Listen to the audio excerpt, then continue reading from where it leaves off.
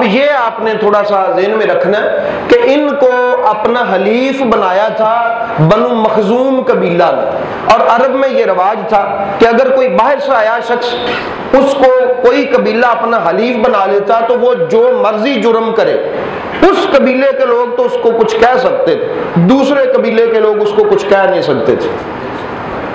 اب ان کے اسلام کا جب پتہ چلا تو بڑا مسئلہ بنا۔ دوسرے لوگوں نے کہا بھی جے اسی انہوں نے کچھ کیا تو بنو مخزوم والے ساڑھے نہ لڑن گے۔ ابو جہل بھی بنو مخزوم کا تھا، سردار تھا، ابو جہل بھی مخزومی تھا۔ اس نے کہا چلو اور تو کوئی کچھ نہیں کہہ سکتا، میں تو کہہ سکتا ہوں نا۔ اب انہوں نے یہ کیا سب سے پہلے برادران اسلام، اب وہ دور شروع ہونے والا ہے جس سے ہم نے سیکھنا ہے۔ وہ سیکھنا کیا ہے کہ ہمیں تو اسلام ملا نا پھولوں کی ٹرے میں رکھ کے، ہم نے تو اپنے اس ماں کے گود میں آنکھ کھولی جس نے ہمیں کلمہ پڑھ کے سنایا۔ ہمارے کانوں میں مولوی صاحب نے اذان دی، پہلے ہی پیدا ہوتے ہی ہم تو اس دور میں پیدا ہوئے، ہمیں اس لیے اس اسلام کی قدر نہیں ہے۔ آئیے ذرا دیکھیں کہ جو اسلام جناب عمار اور ان کے والدین کا تھا وہ کیسا اسلام تھا۔ جیسے مسلمان وہ تھے، آپ اسلام کی تاریخ کھنگال کے دیکھیں، آپ کو کائنات میں دوسرے کوئی ویسے مسلمان نظر نہیں آئیں گے جیسا یہ گھرانہ تھا، یا پھر حضرت بلال نظر آئیں گے یا حضرت عمار اور ان کے والدین نظر آئیں گے۔ ان کے گھر پہ حملہ کیا، سارا سامان لوٹ لیا، گھر کو جلا دیا، رسیوں اور زنجیروں سے قیدی کر کے اس میدان میں لائے جہاں غلاموں کو لایا جاتا تھا، حالانکہ غلام نہیں تھے، باندھ دیا، بڑا مارا۔ حضرت عمار کے لفظ دل کے تختی پہ لکھنے والے ہیں۔ انہوں نے کہا ابو جہل، امیہ میری بات سن لو، تم تو کہتے ہو نا کہ محمد کو چھوڑ دو، چھوڑ دو محمد کو اور اس کے خدا کو، میں تمہیں بتا دینا چاہتا ہوں یہ تو ایک جان ہے، اگر میرے پاس ہوتی نا 1000 جان اور ایک مرتبہ تو مجھے قتل کرتا اور پھر میں زندہ ہوتا تو پھر مجھے قتل کرتا، 1000 بار تو مجھے تکلیف دے کے قتل کرتا، میں پھر بھی کہتا محمد حق کہتا ہے، محمد سچ کہتا ہے، میں تیرے سامنے جھکنے والا نہیں ہوں۔ برادران اسلام اب وہ بپھر گئے، کہا یہ تو باز نہیں آتے، ہائے ہائے ہائے، یہ جب پڑھتے ہیں نا خدا کی قسم رونا آتا ہے۔ میں اپنے حصے کا رو کے آیا، جب اس کو پڑھا تھا تو روتا رہا ان واقعات کو پڑھ کے کہ سلام ہے حضرت سیدنا یاسر اور جناب بی بی سیدہ سمیہ کو اور ان کے بھائی حضرت عبداللہ کو اور حضرت سیدنا عمار کو کہ آگ جلائی جاتی، اس پر ان چاروں کو لٹا دیا جاتا اور اوپر چکی یا بھاری پتھر رکھ دیا جاتا، کہ کروٹ بھی نہ بدل سکتے، اور کہا جاتا کہ چھوڑ دیں گے، شرط یہ ہے ایک بار کہہ دو کہ ہم نے محمد کو چھوڑ دیا۔ لیکن وہاں سے آواز آتی کہ ہم مر جائیں گے لیکن یہ کہیں گے کہ محمد سچ بولتا ہے، ہمارا محمد سچ بولتا ہے۔ تو برادران اسلام اب آگ میں بھی لٹا کے دیکھ لیا۔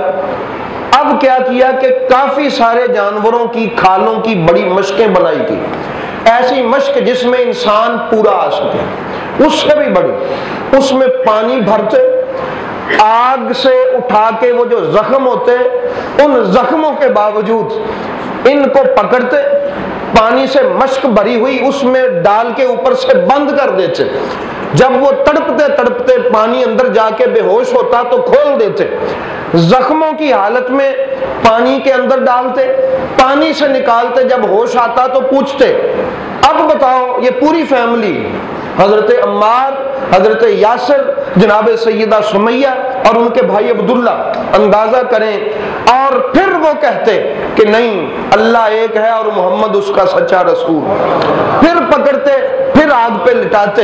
ایک مرتبہ یوں ہی آگ پہ لیٹے ہوئے تھے، نبی رحمت صلی اللہ علیہ وسلم گزرے تو حضرت یاسر نے رو کے کہا کہ آقا اب تو حد ہو گئی تکلیفوں کی، کیا یہ تکلیفیں ختم نہیں ہونے والی؟ سرکار نے فرمایا صبرن یا آل یاسر ان موعدکم الجنہ، صبر کرو اللہ نے تمہارے ساتھ جنت کا وعدہ کر لیا ہے، یہ سرکار نے آگے سے کہا۔ اور اس بی بی نے یہ نہیں سوچا جو حضرت عمار کی والدہ تھیں کہ کہ جب مریں گے تو جنت کی بات پوری ہوگی تو لوگوں کو بتا دیں گے کہ ہم جنتی ہو گئے، فوراً بولی صدق اللہ وعدہ، آپ نے کہہ دیا رب نے وعدہ پورا کر دیا۔ آپ نے کہہ دیا آگ پہ لیٹے ہوئے، آگ پہ کوئلے بنے ہیں اور جسم کی چربی سے کوئلے بجھتے ہیں، وہیں کہہ دیا سونیا تم کہتا رب نے سانو جنتی کرتا۔ دیکھیں یہ تھا، اور ان کو کہتے ہیں مسلمان، یہ تھے حضرت سیدنا عمار کے والدین حضرت سیدہ سمیہ اور حضرت سیدنا یاسر رضی اللہ تعالی عنہما۔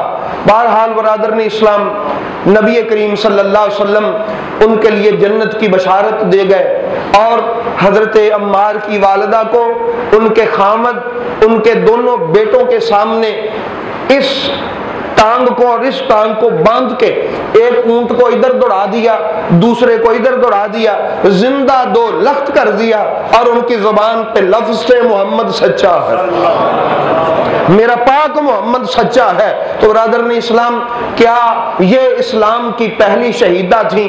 پھر حضرت یاسر کے ناف کے نیچے ابو جہل نے نیزے مار مار کے ان کو وہاں پر شہید کر دیا، اور حضرت عبداللہ جو ان کا بھائی تھا ان کو بھی وہیں پر شہید کر دیا۔ یہ 3 شہادتیں ہوئیں، اور حضرت یاسر اسی طرح بدستور عذاب میں، ان کے عذاب میں اور اس سختی میں مبتلا رہے۔ تو اسی طرح نا ایک دن آگ میں ابو جہل نے ان کو آگ پہ لٹایا ہوا تھا، اور آگ بھی جل رہی تھی، میرے پاک نبی گزرے تو دیکھا نا تو میرے محبوب حضرت عثمان غنی رضی اللہ تعالی عنہ فرماتے کہ آنکھوں سے سرکار کے آنسو ٹپک پڑے، اور انہوں نے عرض کی یا رسول اللہ اب تو آگ میری ہڈیوں تک پہنچ چکی ہے۔ سرکار دو عالم صلی اللہ علیہ وسلم نے تب فرمایا یا نارو، اے آگ، کونی بردم و سلامن علی عمار، تو عمار پر یوں گلو گلزار بن جا کما کنت بردن و سلامن علی ابراہیم، جس طرح میرے دادا ابراہیم پر گلو گلزار بنی سے۔ نعرہ تکبیر، نعرہ رسالت، نعرہ رسالت، نعرہ رسالت۔